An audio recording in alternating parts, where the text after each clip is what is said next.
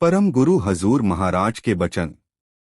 कैसे सुरत रूह इस संसार में आकर अनेक तरह के भोग विलास कुटुंब परिवार में आकर फंस गई है और अनेक तरह दुख सुख भोग रही है और अपना निज घर भूल गई। सुरत रूह ऊंचे से ऊंचे धाम यानी कुल मालिक राधा स्वामी दयाल के चरणों से उतरकर पिंड में नेत्र के स्थान में बैठी है। इसी जगह इसका बंधन दे और दुनिया के साथ हुआ और यही स्थान कर्म करने का है और यहाँ ही दुख सुख का भोग होता है। इसी आंखों के स्थान पर बैठकर सुरत इंद्रियों के वसीले से भोगों में और बाहर मुख शब्द में रची और दुनिया और उसके सामान का विस्तार किया। सुरत असल में धुन रूप थी, सो पिंड में बैठकर इस लोक में भी शब्द के साथ मेल करके कुटुंब परिवार और धन मिल और भोगों में फंस गई और इसी देश के शब्द के रसीले हैं कुल कार्रवाई कर रही है। बालकपन से माता पिता और कुटुंब परिवार और जिन जिन से काम पड़ता गया और व्यवहार बरता गया उनके शब्द में रची और बंधी और दुनिया की कार्रवाई सीखी और उसमें बरतने लगी और नाच रंग और गाने बजाने का रस और आनंद लेने लगी। दुनिया में मन और इंद्री और भोगों का संग करके इस कदर फंसाव और घिराव सुरत का हो गया है कि अब बगैर मदद सतगुरु के इस कैद से छुटकारा मुमकिन नहीं है, बल्कि दिन दिन बंधनों के बढ़ाने की कोशिश की जाती है और जिस कदर विस्तार होता जाता है उसी कदर खुश होकर अपने भागों को सराहती है। इस देश में जिस कदर की आदमी आपस में मिलाते हैं और मोहब्बत करते हैं उसी कद्रकाल पुरुष यानी निज धन उनको आपस में बांधता और फंसाता चला जाता है और यह सब एक दूसरे को संसार में बराबर मदद दुनिया की तरक्की के वास्ते देते हैं और उसकी हानि में दुखी होते हैं। फिर ऐसी हालत में जीव की क्या ताकत है कि अपने बल से अपने छुटकारे की कोई तदबीर या जतन कर सके, बल्कि अपने निज मालिक और निज घर को इस कद्र भूल गया है और यहाँ के पदार्थों को देख करके इस कद्र उनमें भरम रहा है कि कभी अपने घर की सुध भी नहीं लेता और न ऐसे लोगों से कि जो घर का भेद और रास्ता बतावें और चलने में मदद देवें मिलना चाहता है, बल्कि उनसे दूर भागता है और उनका वचन सूचना और मानना नहीं चाहता। अब ख्याल करो कि जब जीव सुरत अमर है और इस देश में थोड़े अरसे ठहरता है, फिर किस कद्र नादानी और गफलत है कि इसी लोक के सामान और अपने कुटुंब परिवार और बिरादरी के संग में दिल और जान से लिपटता है और उन्हीं को अपना आधार और सुख का कारण समझकर उनमें मजबूत और गहरी प्रीत करता है और अपनी मौत और इस देह और देश के छोड़ने की और फिर आइंदा कहाँ जाना और रहना होगा और वहाँ दुख मिलेगा या सुख जरा भी सुध नहीं लेता और न खोज इस बात का करता है कि उसका करतार कौन है और कहाँ है और आया कोई ऐसा भी स्थान है कि जो हमेशा एक रस कायम रहे और वहां पहुंचकर यह जीव भी अमर हो जावे और परम आनंद और महासुख को प्राप्त होवे। यह भेद और यह हाल संतों के सत्संग से जो कि कुल मालिक के धाम के जो महा आनंद और महासुख का भंडार है बासी हैं मालूम हो सकता है और वे जीवों को गाफिल और भूला हुआ देखकर अति दया करके इस लोक में नर रूप धारण करके प्रकट हुए और अनेक रीत से जीवों को अपनी तरफ खींचकर भेद उनके सच्चे माता पिता कुल मालिक और उसके निज धाम का जो कि उनका निज घर है समझाते हैं और भी हाल इस देश का जो कि मन और माया का धाम है और जहां कोई चीज स्थिर नहीं है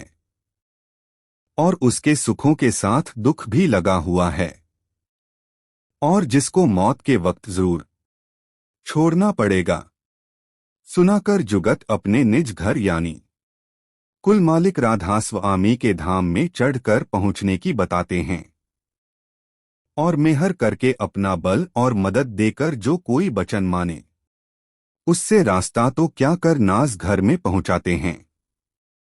और बारंबार देह धरने और जन्म मरण के चक्कर से कति छुटकारा कराते हैं।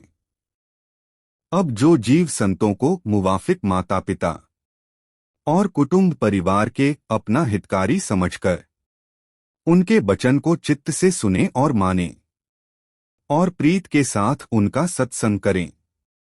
तो वे संसार और उसके भोगों की तरफ से आहिस्ते आहिस्ते हटाकर और उपदेश देकर अंतर्मुख शब्द में जो हर दम हर एक के घट में बोल रहा है लगावें, और तब रफ्ते रफ्ते अभ्यास करके अंतर में सुरत और मन जो कि संसार में लिपट रहे हैं धुन का रस लेकर चलना और चढ़ना शुरू करेंगे। इस तरह जिस कदर संत सतगुरु और प्रेमी अभ्यासियों का संग बढ़ता जावेगा और बारंबार सत्संग के वचन सुनकर संसार का मोह घटता जावेगा, उसी कदर अंतर शब्द और स्वरूप में रस मिलेगा और प्रेम बढ़ेगा, और कुल मालिक राधा स्वामी दयाल और संत सतगुरु की मेहर से रफ्ते रफ्ते एक दिन निज घर में बासा मिल जावेगा। जैसा कि अंतर और बाहर सत्संग करके रस और आनंद आवेगा, उसी कद्र घट के शब्द की महिमा और बड़ाई की खबर पड़ती जावेगी, और उतना ही बाहर के शब्द से चित्त हटता जावेगा और वह रूखा और फीका मालूम पड़ेगा। इस वास्ते कुल जीवों को मुनासिब और लाजिम है कि अंतर शब्द की महिमा समझकर संतों के सत्संग में जरूर वास्ते अपने जीव के कल्याण के शामिल होवें, और सुरत शब्द मार्ग का उपदेश जिसके सिवाय और कोई रास्ता कुल मालिक से मिलने और अपने निज घर में उलट कर जाने का नहीं है। संत सतगुरु और उनके निज प्रेमी से लेकर जिस कदर बन सके अभ्यास शुरू करें और अंतर का थोड़ा बहुत रस लेवें। जो यह काम सच्चे मन से शुरू किया जावेगा तो जरूर संत सतगुरु और कुल मालिक उस अभ्यासी पर दया करेंगे और अंतर में थोड़ा बहुत रस और आनंद बोंगे कि जिससे तरक्की दिन दिन होती जावे और एक दिन काम पूरा बन जावे। जो जीव की इस दुनिया की नाशमानता और मौत को हर दम सिर पर खड़ा देखकर नहीं चेतेंगे, यानी गफलत और बेपरवाही सच्चे परमार्थ की तरफ से नहीं छोड़ेंगे और अपने जीव के हमेशा के वास्ते सुखी होने का फिक्र नहीं करेंगे, तो वे हमेशा जन्म मरण के चक्कर में रहकर बारंबार देह धरेंगे और दुख सुख भोगते रहेंगे। यह फल उनको बाहरमुख शब्द और भोगों में रचने से मिलेगा, और जो संतों के सत्संग में शामिल होकर अंतर्मुख शब्द में लगेंगे तो एक दिन सच्चे मालिक के महल में बासा पाकर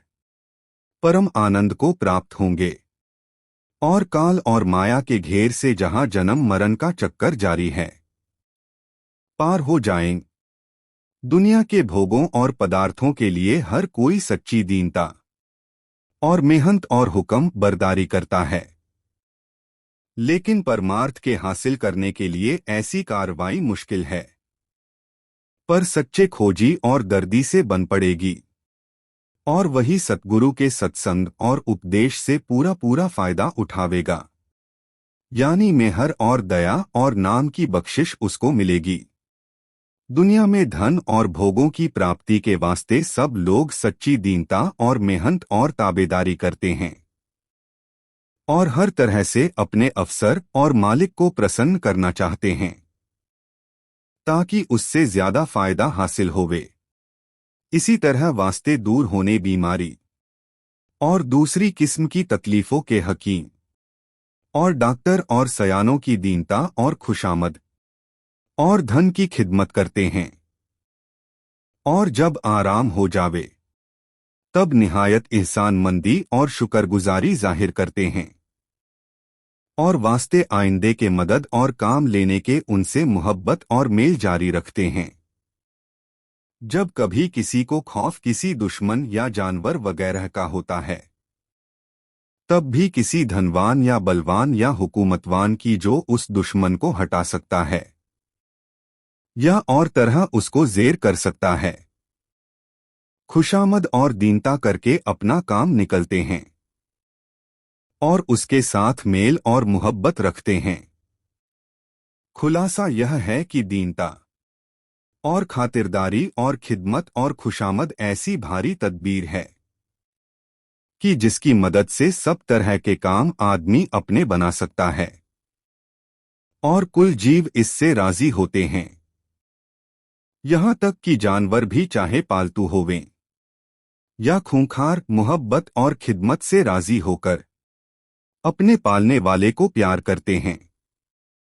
और वक्त सख्ती के अपनी ताकत के मुवाफिक उसकी मदद और रक्षा और पक्ष करते हैं। दुनिया के कामों की सबको जरूरत पड़ती है और इस सबब से हर कोई आम तौर पर ऊपर के लिखे हुए तौर और कायदे के मुवाफिक जहां से उसका काम निकलना मुमकिन होवे, बेतकल्लुफ जात पात और कौम और दर्जे और मर्तबे का ख्याल छोड़कर बर्ताव करता है और कोई किसी की शिकायत नहीं करता